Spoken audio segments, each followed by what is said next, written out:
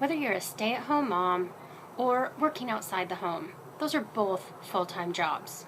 And really, what do all moms want? We want happy, healthy children. I'm going to share with you 5 tips on how to be a successful working mom. Tip number 1, schedule. Keeping a schedule with your children is imperative in having them be well-adjusted, well-rested, and happy. Have a daily routine. Try to get up at the same time every day. If you have baths in the morning or choose to have baths at night. Make a bedtime routine.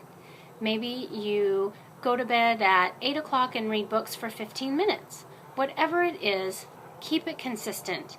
It's going to help your child know when they are supposed to be doing a certain activity, what's expected of them. It also helps them to be well rested, to be happy. You're going to find that you're not having to keep reiterating that it's time to get dressed or time to get your coat on or time for a bath. After a while, the kids are just going to expect that certain things are going to happen every single day. And that it helps relieve stress on your children. And that is what's going to lead to a happy, healthy child. The next tip I can give you is to spend quality time with your children. I have found that your kid is always going to ask for something at the store. They're always going to ask for to go to the movies, to get a new video game, to get a new book. You can buy them as much stuff as money allows, but really what is going to be the best for your child is to spend quality time with them. Read a book with them. Go to the zoo. Go throw a baseball outside. Spending quality time, even if it's just a half an hour to an hour a day, is what your kids are going to remember when they get older. Like they say, money can't buy you love. You need to spend quality time with your children. And that brings me to tip number 3, learning. Be a role model. Show your children that learning is important, that you never stop learning. Make it a point in your house to read books, whether you read together or set aside time each day that every family member reads. Watch educational programming. Don't just turn on cartoons because it's a good pacifier of time for your kids.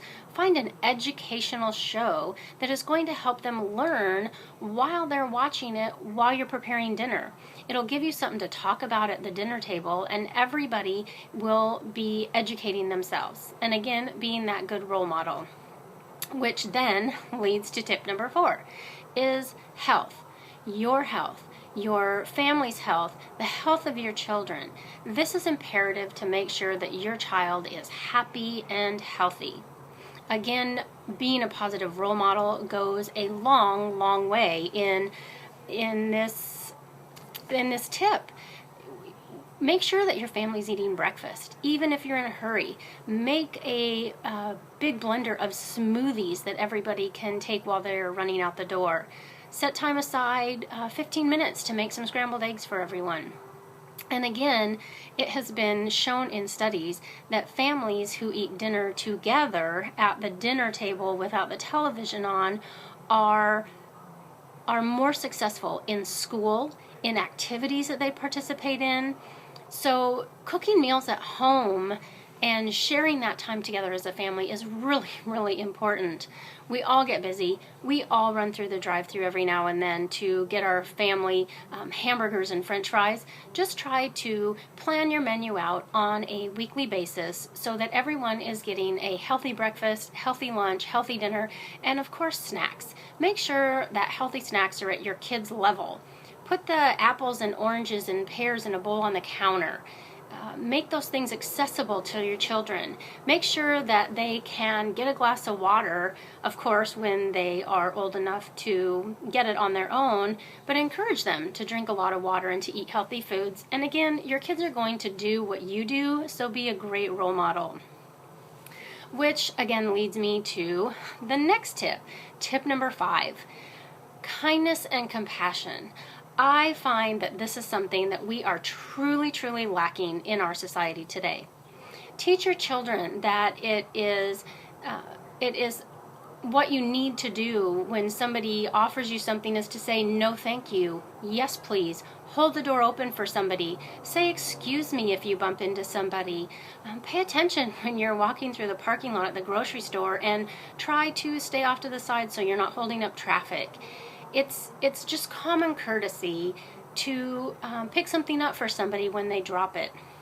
And again, this is where your role modeling is so vital. Kids learn from watching their parents. And I think this is something critical that our society really needs to work on right now. So again, let me just recap these 5 tips of how to be a successful working mom. And that means working in the home or outside of the home. You want to make sure your kids have a routine, a schedule. You want to spend quality time with your children. Maybe you work outside of the home 40 hours a week and you only have an hour a day to really spend with your kids. Make it quality time. Let them know that continued learning is very important and that eating healthy is important. And second to nothing really is kindness and compassion. Treat each other with kindness. We all have those moments where we get really frustrated and we yell at somebody. Be a big enough person to say you were wrong and say you were sorry. You are going to find that these 5 simple tips that you can implement with your children, no matter how old they are right now, are going to prove beneficial in the long run. I can tell you that this is what has worked for me. These are 5 things that I hear successful moms talk about all the time. And you might wonder, why am I qualified to give you 5 tips on being a successful working mother? I am a successful working mother. I have worked outside of the home since my son was 1 year old. He is now 21 years old. He's graduating college. Everybody I talk to says he is a well-mannered, nice, polite young man.